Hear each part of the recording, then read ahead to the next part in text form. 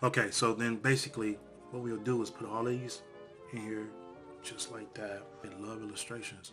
As I put all these pins in here, then we can show people. You seen that pastor flying in the church that flew over the congregation and was preaching out, fly away. You know, fly away. See, they love stuff like that. People love illustrations.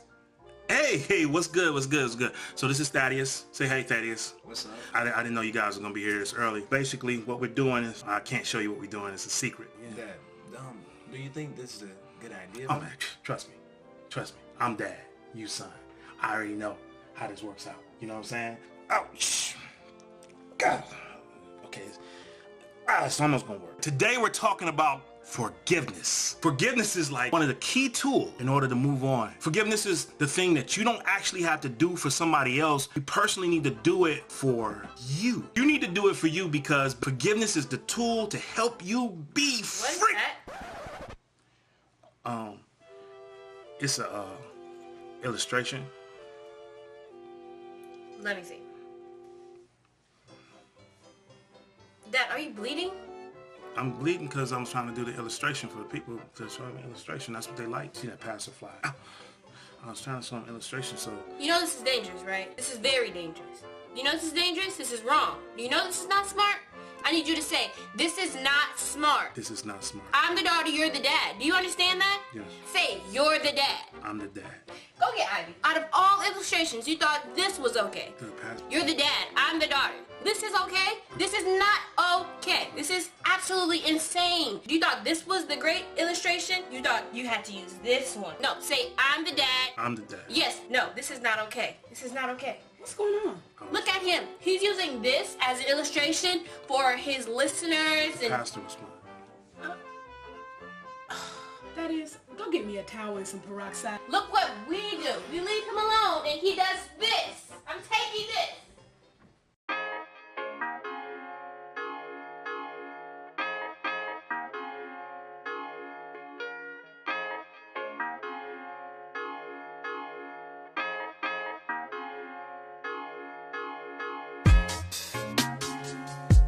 What's up, everybody? Look, contrary to beliefs, I can do illustrations in a very good way, but unfortunately, today I kind of screwed some things up and my family wasn't kind of happy with me, but let's move on. But I just like giving an illustration. I like to show you guys exactly what it feels like and to kind of take your mind to a different place, because you can go to some place and you can listen to people all day long, but sometimes if you don't click or you don't hear it the way you need to hear it, then it is what it is. And for those who can't hear it through me, I understand. I mean, no hard feelings. Today I'm talking about forgiveness, mainly about holding on to the pain and allowing yourself the freedom to move on in life. When you hold on to the pain, it literally can cause physical damage, sleepless nights, several different things in your life to happen to you because of what you're holding on to. People in life have been damaged due to things that people have actually done to them. So, you ask, what is forgiveness? Now, Webster says that forgiveness is a decision made of releasing feelings of resentment or vengeance towards a person or a group that have done harm to you. So growing up as a kid, I always thought forgiveness was one way. And the concept that I had was somewhat like this, that if you did this to me, I will in turn do this to you. May I have another, please? But in reality, that if you do this to me, I will in turn, most definitely, maybe 9 times out of 10, do this to you. But forgiveness is the most helpful way to establish a new life, to release some of the pains that you never thought that you just carried. You have to be able to understand that it's going to be a process of letting go. Now, for those who are not ready to forgive, then this message is probably not for you, but I don't want you to hang up yet. I don't want you to leave us yet. I want you to understand that there has to be a way and a place for you to actually move forward. At some point in life, we're all given something that causes us pain. Whether you're a child, whether you're an adolescent, whether you're an adult, whether you're married, whether you're separated, whether you're divorced, it doesn't make a difference. At some point, we all receive some pain somewhere. But what forgiveness does, it helps you to release the pain. Because if you don't forgive, there's something that's always going to be there with you. Pain. Well, hello, pain. How are you? Hello, David. How are you? And the thing about it, he's always there. We can start a new relationship. All of a sudden, did you forget about me? No, I didn't. We can start a new job. And guess what? Hey, pain. Did you forget about me? I didn't. You can be moving on in life. You can start your business. You can start many of things in life. And all of a sudden, did you forget about what happened? No, pain. You'll never let me forget. See, here's the thing about it. So when I was a child, I had to be like 3 or 4. My oldest sister was babysitting somebody's kid. And I fell down the steps a little bit. And they had a glass bottle. And the glass bottle was on the stairs. My hand went straight through the glass bottle. The funny thing is that I remember falling down those steps. I know. I'm way in my 40s now, but I remember when I was 4 and I fell down the steps that day. Now, I don't remember my dad telling me, hey, man, remember when I took you to the carnival that day and you threw up everything? No, Dad, I don't remember that, but thank you for reminding me. I remember when I was 4 and I fell down those steps. I remember it. It comes up every time I look at the scar. It split me straight across, and I remember that's the first time I ever got stitches. Here's the difference, though. Just because there's a scar and the memory is there, it doesn't mean that the pain is yet still there. The pain is gone, but the scar is still there. So I'll never forget it. We don't ever ask anybody to forget what happened to you. I don't want you to forget what happened to you. I don't ever want you to stop knowing that it happened to you. But what you gotta stop doing is holding on to the pain. The more you hold on to the pain, the more it affects you. It affects you physically. It affects your friends around you. It affects you motivationally. It affects you mentally. It affects you spiritually. When you hold on to pain, it can kill you. So the illustration that I wanted to give to you was me putting all those pins in the ball, and I take the ball, and then I squeeze the ball, and I squeeze it and squeeze it. And that's exactly how we do pain. Emotional damage comes from us holding on to old past stuff. The majority of us had things happen to us by people that loved us or cared about us. But if you hold on to this, everybody was past some pain like it was a school lunch. Got pain here, here's your pain, here's your pain, here's your pain. Y'all got your pain over there? Who here ain't got their pain? Y'all got your pain, here's your pain right here. You get your pain yet? Did you get your pain? Here's your pain, here's your pain. You get a pain, and you get a pain, and you get a pain, and everybody gets, who ain't got their pain yet? I haven't got my pain at all yet. You ain't got your pain? No, I haven't received it yet. Ain't no problem, we got you. Here's your pain too. And everybody has it. Everybody has pain. It will destroy you. You go to live your life. Well, shut up. Remember me? You start to get into a new relationship. Shut up. What about me? You seek to accomplish something. Wait, shut up. What about me? Reality will set in and let you see the pain is not holding on to you. You're holding on to it. The moment that you can see that you have the power of releasing this part, that is now your forgiveness. How do you let go of the pain? It's not easy, but here's a way. See what it's doing for you. See what it's doing to you. See if it helps you. See how it hurts you. It's funny how we allow certain things to take and control our lives. I'm not downplaying anybody's personal situation that they've been through. Not at all. What I will say, though, that there's a breath of fresh air when you can let go of some things to move on. So there's this Bible story. And this story is amazing. There's 2 brothers, one by the name of Jacob and another brother by the name of Esau.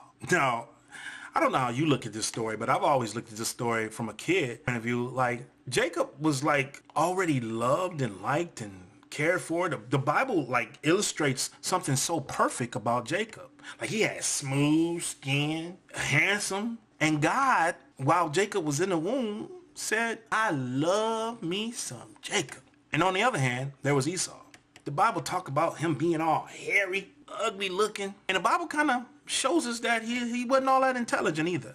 But then it goes on to say that God said, I hate him. Now, I don't know about you, but if you're coming out of the womb and somebody says, I hate you, that kind of doesn't give you a good running start. Hello. But that's what the Bible said, is that God said, I hate Esau, but I love Jacob. Could you imagine going to apply for a job and the people say, well, I'm looking at your resume, sir, like you're a good hunter, you do little things here, you're great here, but I'm sorry, God hates you. Nobody wants to be hated by God. But not only did God hate him, like we don't see God physically, but here's the thing. His own mother plotted against him. Jacob plotted against him. His own mother plotted against him. And let's not forget, God hated him. Here's the thing. When his mother, his brother, and his own God didn't even care too much for him, Esau went on. Now, the Bible don't talk too much about Esau's story, but it talks about how Jacob manipulated things. And when he manipulated Esau, there's going to be some Bible scholars that stand up. He didn't manipulate Esau. What happened was, I have to do the dialect, guys. I'm sorry. I'm even sorry about the Latin speaking ball, but unfortunately, that's how I hear it in my head. He didn't speak like that in the Bible. The Bible says this, that, the other, and Esau was evil. I don't know all that. What I do know is that if you're hated coming out and you're done wrong coming out, you're being done wrong as a child. But yet, Jacob had to take a journey after him and his brother separated. Jacob had to take a journey back home to where his brother was. So Jacob was scared. I mean, this dude, he sent sheep. Could you imagine knowing that you did this dude wrong? You caused this man some pain. You did the pain. You did it. And you're sending all those people. You sent your sheep. You sent cattle. You sent your family. And the last thing you sent was yourself. You sent everything before you to get to Esau so Esau can know that you're so sorry. Esau hadn't spoke to Jacob in years and years and years. So he had a lot to brew up. I can imagine Esau just like, you know, every time he having a good time, all of a sudden, hey, Payne, you remember God hates you. Oh, Jesus, your mama hates you. Oh, you don't have a time. You don't even have time to think.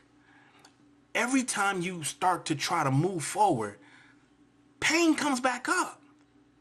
I can imagine Esau dealing with that. But then I realized that Esau probably just did one thing one day. He took the pain and let it go. I can't control my mama. I can't control Jacob. You feel the way you feel. I can't control nothing. I can't rewind the time and make you think something about me.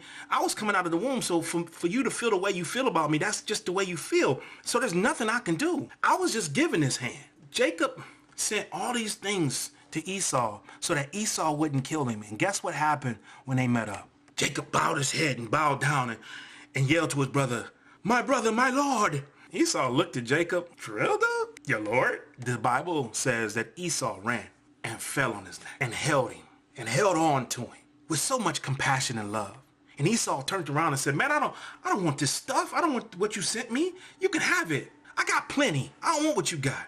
That's where the story kind of stops for me, because Esau experienced something that a lot of people to this day don't want to do. He experienced freedom.